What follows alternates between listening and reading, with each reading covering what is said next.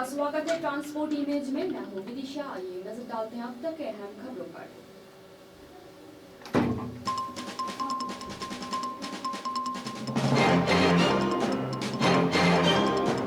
असम में अलग अलग सड़क हादसों में अब तक 7 लोगों की मौत, 4 घायल।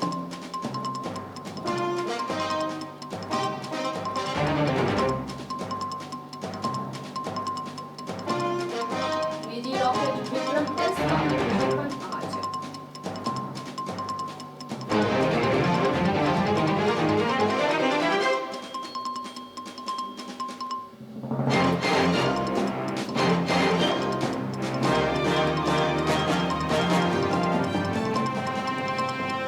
आतंकी फंडिंग के खिलाफ अंतर्राष्ट्रीय सम्मेलन आज से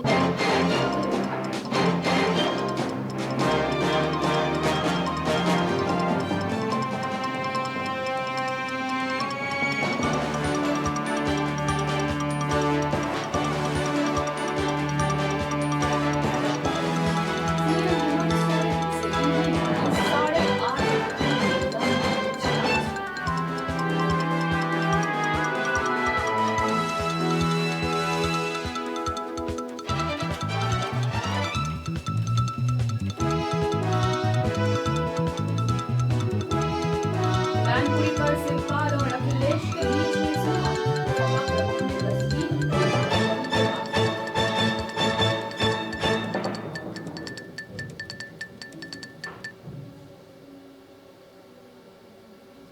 आइए देखते हैं खबरें विस्तार से। असम के विभिन्न हिस्सों में अलग अलग सड़क हादसों में 7 लोगों की मौत हो गई और 4 अन्य घायल हो गए। प्राप्त जानकारी के मुताबिक राज्य के नलबाड़ी जिले में 5 लोगों की मौत हो गई, जबकि नौगांव और लखीमपुर जिलों में 2 लोगों की जान गई। नलबाड़ी जिला में बानेकुची इलाके में एक वाहन के पुल की रेलिंग से टकरा जाने से 4 लोगों की मौत हो गई और 4 अन्य घायल हो गए। बताया जा रहा है कि वाहन बरपेटा जिले के हाउली क्षेत्र से गुवाहाटी और लौट रहा था। यात्री यहां के एक निजी अस्पताल के कर्मचारी थे। घायल हुए 4 लोगों में से एक को गंभीर चोट आई है और उसे गुवाहाटी मेडिकल कॉलेज और अस्पताल में भर्ती करवाया गया। बता दें कि हाल ही में असम के गुवाहाटी जिले में मानव रहित रेलवे क्रॉसिंग पर एक ट्रेन के वाहन से टकरा जाने से एक ट्रक चालक की मौत हो गई। घटना गोलाहाट के बोरपत्थर इलाके के तामुली गांव की है। एक पुलिस अधिकारी ने कहा कि यह घटना उस समय हुई जब दिल्ली जा रही अवध असम एक्सप्रेस ने रेलवे ट्रैक पर पार कर ली थी और रेत से भरे डंपर ट्रक को टक्कर मार दी थी। चालक की मौके पर ही मौत हो गई। उसकी पहचान अभी भी पता नहीं चल पाई है।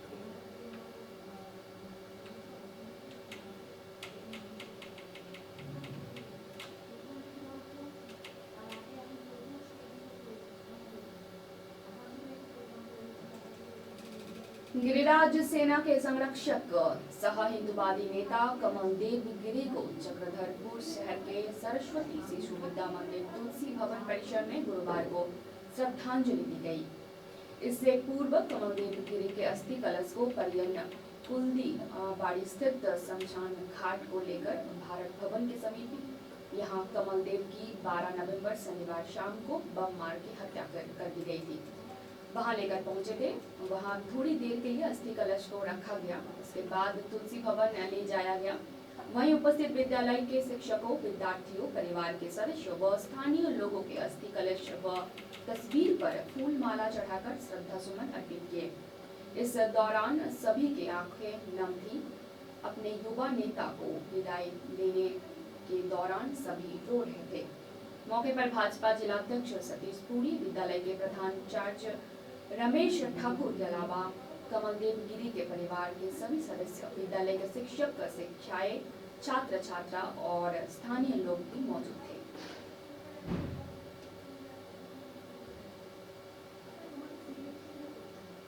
देश की पहली प्राइवेट स्पेस कंपनी अंतरिक्ष स्टार्टअप स्काईरूट एरोस्पेस का रॉकेट विक्रम एस प्रक्षेपण के लिए तैयार है। अगर सब कुछ ठीक रहा तो सुबह 11:30 पर ये लॉन्च होने वाला है। हैदराबाद स्थित स्टार्टअप स्काईरूट एयरस्पेस को इससे पहले विक्रम एस का प्रक्षेपण खराब मौसम की वजह से टालना पड़ा था।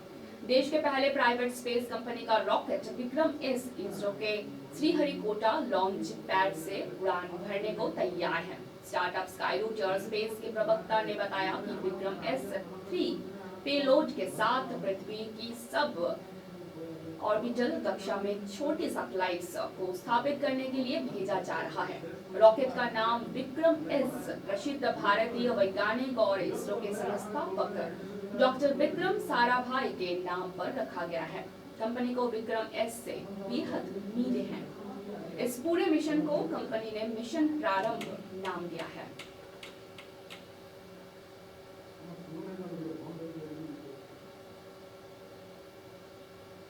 प्रधानमंत्री नरेंद्र मोदी आतंक की फंडिंग के खिलाफ आयोजित 2 दिवसीय अंतर्राष्ट्रीय सम्मेलन का आज सुबह 11 बजे ताज होटल में उद्घाटन करेंगे। केंद्रीय गृह मंत्री अमित शाह के शनिवार को संबोधन के साथ सम्मेलन का समापन होगा। इस सम्मेलन में पाकिस्तान को आमंत्रित नहीं किया गया है। चीन को न्योता भेजा गया है, पर अभी तक उसकी स्वीकारोक्ति नहीं आई है। इस सम्मेलन में दुनिया के 72 देश और 6 संस्थाओं के प्रतिनिधि हिस्सा लेंगे। सम्मेलन में पाकिस्तान को आमंत्रित नहीं किए जाने पर कोई आधिकारिक टिप्पणी सामने अभी तक नहीं आई है। माना जा रहा है कि भारत में आतंकी संगठनों की ओर से पाकिस्तान की फंडिंग जारी रहने के मद्देनजर उसे नहीं बुलाने का फैसला किया गया है। भारत में आतंकी फंडिंग के स्रोत के बारे में एजेंसियों की ओर से तैयार रिपोर्ट में पाकिस्तान की ओर से कश्मीर खालिस्तान समर्थक आतंकवाद और इस्लामिक आतंकवाद को मिल रही वित्तीय मदद मिलने का आरोप लगाया गया है।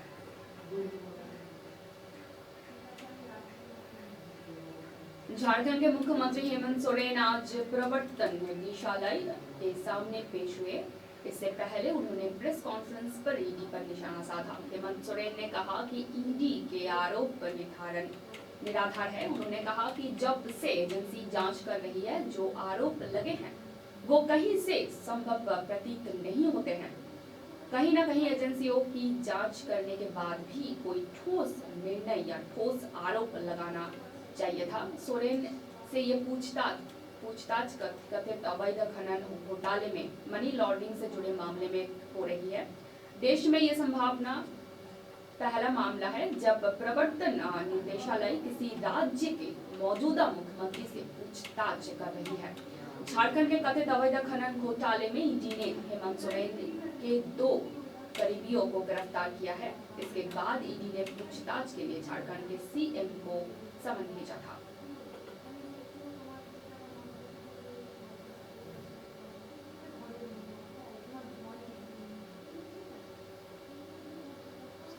उत्तर प्रदेश के मैनपुरी लोकसभा सीट पर उपचुनाव के बीच समाजवादी पार्टी शिवपाल सिंह यादव को मनाने की पुरजोर कोशिश कर रही है। इस बीच सपा प्रमुख अखिलेश यादव ने एक तस्वीर ट्वीट कर सभी कायसों को और अटकलों पर विराम लगा दिया है। मैनपुरी लोकसभा सीट पर हो रहे उपचुनाव में सपा ने अखिलेश यादव की पत्नी डिंपल यादव को उम्मीदवार बनाया है। सपा के संस्थापक मुलायम सिंह यादव के निधन के बाद इस सीट पर उपचुनाव कराया जा रहा है। अखिलेश यादव की ओर से ट्वीट की गई इस तस्वीर में उनके साथ मैनपुरी उपचुनाव में सपा प्रत्याशी डिंपल यादव, चाचा शिवपाल सिंह यादव और उनके बेटे आदित्य यादव नजर आ रहे हैं। अखिलेश यादव के इस ट्वीट के बाद अब माना जा रहा है कि शिवपाल सिंह यादव को मनाने की कवायद पूरी हो गई है और वो स्पष्ट है तौर पर पूरे चुनाव में डिंपल का साथ देंगे और उनके लिए चुनाव प्रचार करेंगे। बता दें कि अखिलेश गुरुवार को लखनऊ से सीधे सफाई आए और यहां शिवपाल सिंह यादव से मुलाकात की। इस दौरान अखिलेश के साथ डिंपल भी मौजूद थी। दोनों नेताओं के बीच करीब 1 घंटे तक बैठक हुई थी। जानकारी के लिए बताएं कि उत्तर प्रदेश में मैनपुरी लोकसभा सीट के साथ साथ रामपुर और खतौली विधानसभा सीट के लिए उपचुनाव करवाया जा रहा है। इस उपचुनाव का मतदान 5 दिसंबर को और मतगणना 8 दिसंबर को कराया जाएगा।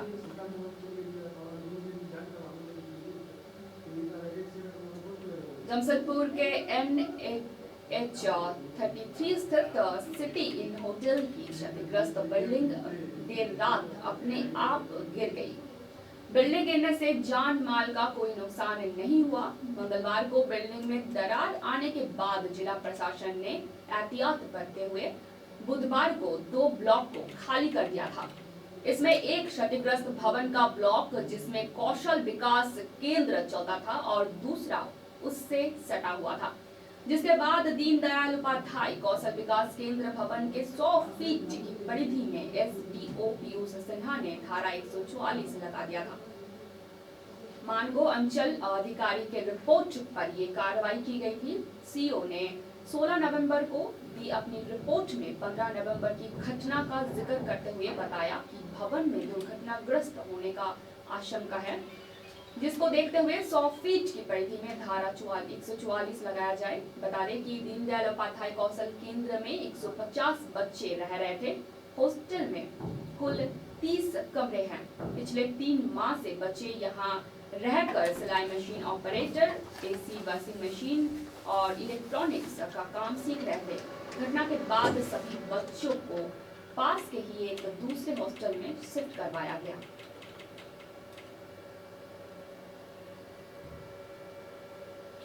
सुप्रीम कोर्ट ने पिछले दिनों पूर्व प्रधानमंत्री राजीव गांधी की हत्या में दोषी ठहराए गए 6 लोगों को रिहा करने का आदेश दिया था।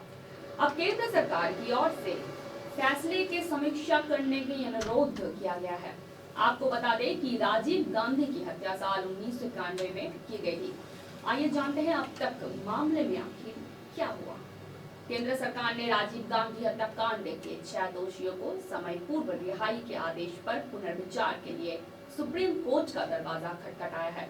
केंद्र सरकार की ओर से कहा गया है कि वो इस मामले में एक आवश्यक पक्षकार रहे, लेकिन उसके दलील सुने बिना ही पूर्व प्रधानमंत्री के हत्यारों को रिहा करने का आदेश दिया गया।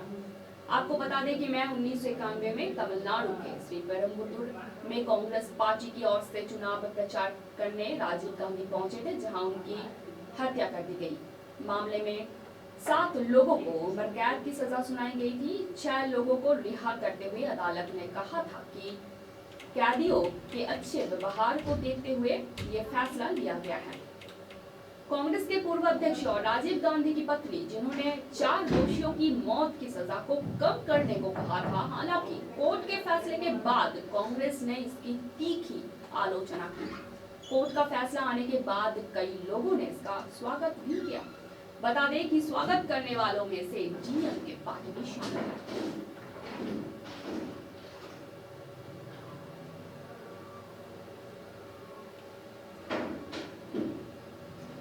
केंद्र सरकार ने प्रवर्तन निदेशालय के निदेशक एस.के. मिश्रा का कार्यकाल 1 साल के लिए बढ़ा दिया है।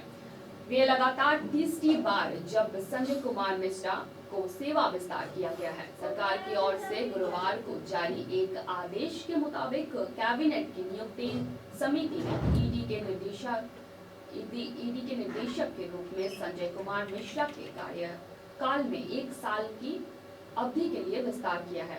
ये 18 नवंबर 2022 से लेकर 18 नवंबर 2023 तक कर दी गई है। मिश्रा की नियुक्ति 19 नवंबर 2018 को ईडी के निदेशक के रूप में की गई थी। ईडी निदेशक के रूप में ये उनका 5वां साल होगा।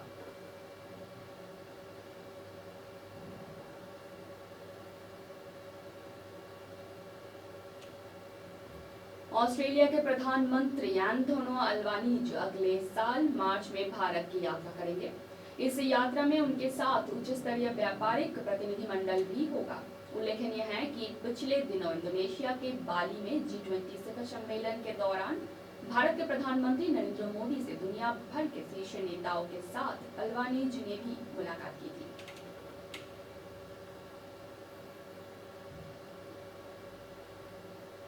पिछले कुछ सालों में भारत और सऊदी अरब के बीच राजनीतिक, सुरक्षा, ऊर्जा, व्यापार, निवेश, स्वास्थ्य, खाद्य सुरक्षा और रक्षा क्षेत्र में संबंध काफी मजबूत हुए हैं। सऊदी अरब जाने वाले भारतीयों के लिए वीजा में बड़ी राहत मिली। अब पुलिस क्लियरेंस के राहत देते हुए इसे समाप्त कर दिया गया है।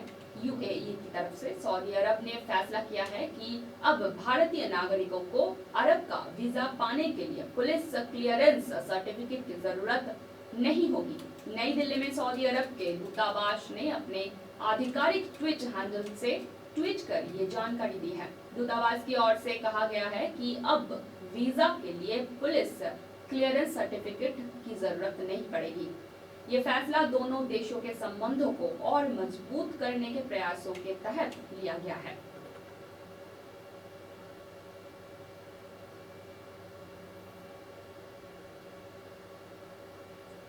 आइए देखते हैं खेल दुनिया से जुड़े कुछ खबरें। भारत की शीर्ष टेबल टेनिस खिलाड़ी मोनिका बत्रा ने गुरुवार को यहां ITTF ATTU एशियाई कप के राउंड ऑफ 16 में दुनिया की 7वें नंबर की चीन खिलाड़ी चेन जिंगटोंग को हराकर उलटफेर कर किया, लेकिन जी सथियान पुरुष एकल के प्री क्वार्टर फाइनल में हार गए। प्रतियोगिता के पहले दिन राउंड ऑफ 16 मैच में विश्व की 44वें नंबर की खिलाड़ी मोनिका ने बेहतरीन खेल का प्रदर्शन करते हुए चीन की तीसरी वरीयता प्राप्त खिलाड़ी को 4-3 से हराया। मोनिका को थाईलैंड के दर्शकों का पूरा समर्थन मिल रहा था और इस भारतीय खिलाड़ी ने भी उन्हें निराश नहीं किया।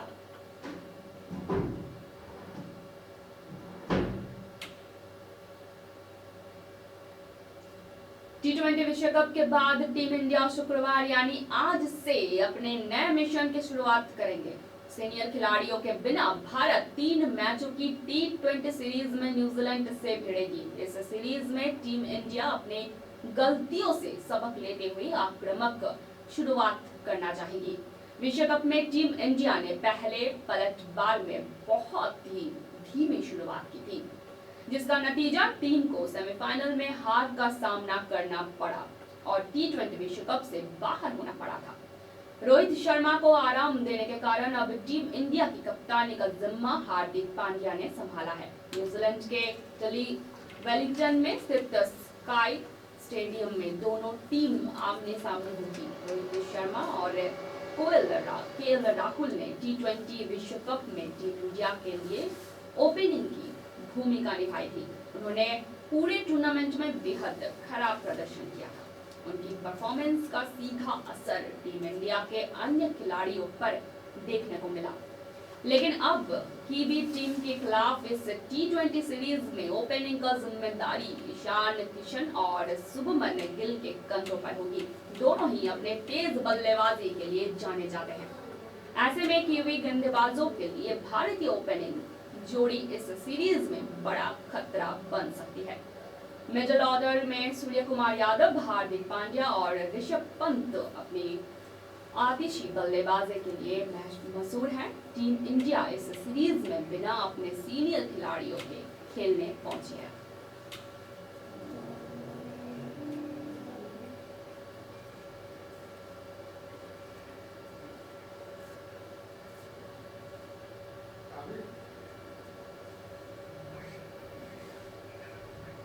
अब तक इतना ही। धन्यवाद।